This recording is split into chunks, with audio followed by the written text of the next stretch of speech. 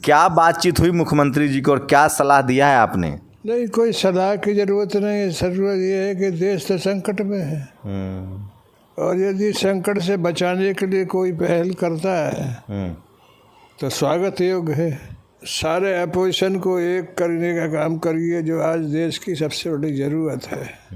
पहला काम है यूनिटी, इसके बाद कौन बनेगा ये मिलके ही तय लोग करेंगे कि सारा देश की सारी अपोजिशन पार्टी एक हो, तो जो उनका कारवां निकलेगा तो इस देश में जो परिस्थिति है उसमें बदलाव होगा।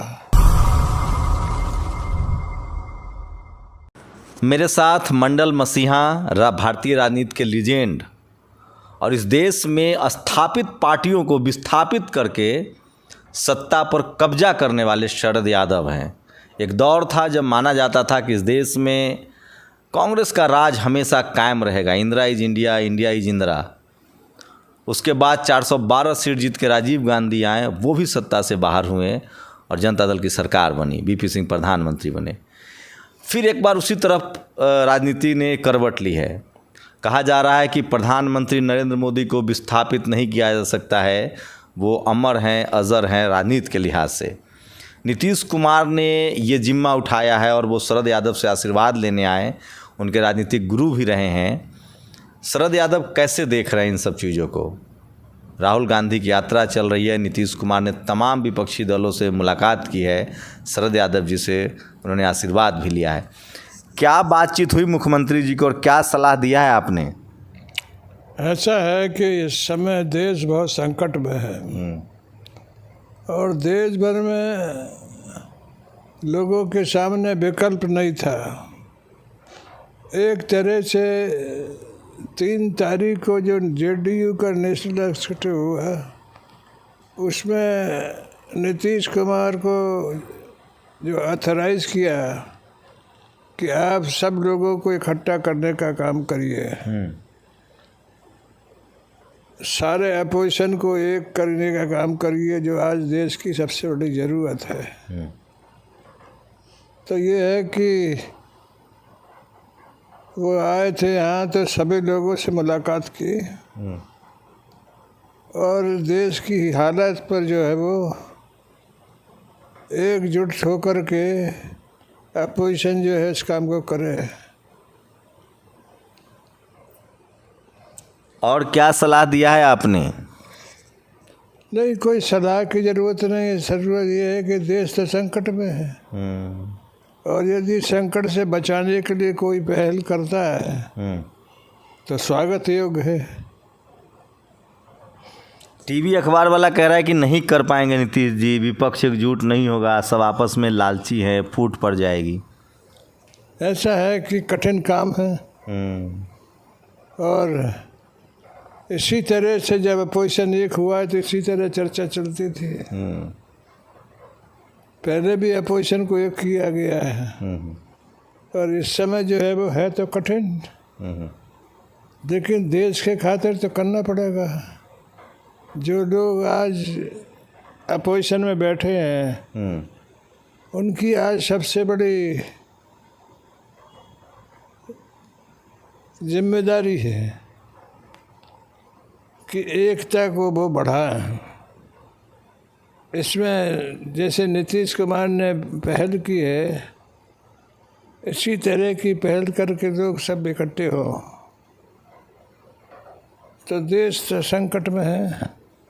राहुल गांधी यात्रा कर रहे हैं, भारत जोड़ो यात्रा 12 राज्यों में, क्या लग रहा है उससे कुछ बदलेगा? आपका अनुभव क्या कह रहा है?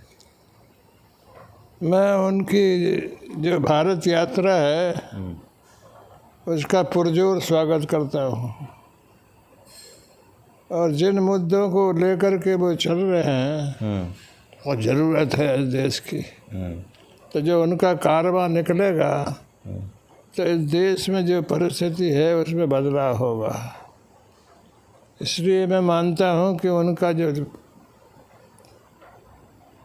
पदयात्रा है, भारत जोड़ो पदयात्रा जो है, वो सफल हो ऐसी मैं कामना करता हूँ। और बड़ा मुद्दा लेके चल रहे हैं वो।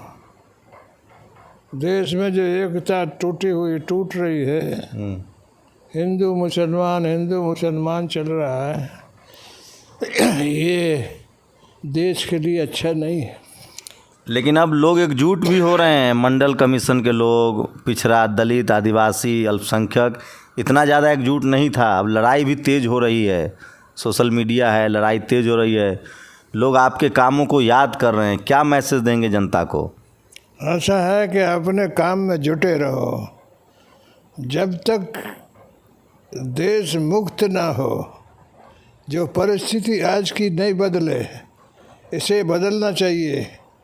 और इसके लिए देश पुकार रहा है सबको, और आज ज़रूरत है कि सारा देश की सारी अपोजिशन पार्टी एक हों। ये अपोजिशन में जो लोग हैं उनका एक धर्म ये भी है कि आज जिस तरह की परिस्थिति है उसमें एकता होना जरूरी। कठिन है, कठिन है, लेकिन कठिन नहीं होता तो हम लोग चर्चा नहीं कर रहे होते हैं। हाँ, कठिन है। तो लगता है लालू जी भी अब बाहर हैं, जेल से आ गए हैं, आप भी, पूरा देश चाह रहा है, सब लोग शुभकामनाएं दे रहे हैं कि आप भी स्वस्थ हो जाएं। और नीतीश कुमार जी को ये काम मिला है, उन्होंने कहा है कि जो 2014 में आए हैं वो 2024 में रहेंगे नहीं। मैं प्रधानमंत्री बनूं ना बनूं ये दूसरी बात है, लेकिन ये तय है कि जो 2014 में आए हैं वो 2024 में नहीं रहेंगे। तो क्या लगता है कि आपने नीतीश जी को करीब से देखा, उनमें इतनी सलाहियत है कि वो सबको मिल बैठाकर और ये काम कर पाएंगे? नहीं, ये काबिल आदमी हैं, लेकिन पहली ज़रूरत है यूनिटी की। पहला काम है यूनिटी, इसके बाद कौन बनेगा ये मिल के ही तय लोग करेंगे। तो इसलिए उनने कहा भी, बयान भी दिया है कि प्राइम मिनिस्टर वाला मेरा नहीं है, मैं तो सारा अपोजिशन एक हो जाए इसके प्रयास में हो, तो अच्छी बात है। तो ये थे शरद यादव। एक बार इन्होंने एनडीए को भी एकजुट किया था, उसका फ़ायदा भी बीजेपी को भी बहुत मिला। उससे पहले इन्होंने 412 सीट जीत के राजीव गांधी आए थे, उनके खिलाफ भी इन्होंने विपक्ष को एकजुट किया था और जनता दल की सरकार बनी थी। अब एक बार फिर से यही लोग हैं, जनता दल के लोग हैं, सोशल जस्टिस के सिपाही हैं, फूले पेरियार, अंबेडकर, कर्पूरी ठाकुर के मानने वाले लोग हैं, वो चले हैं।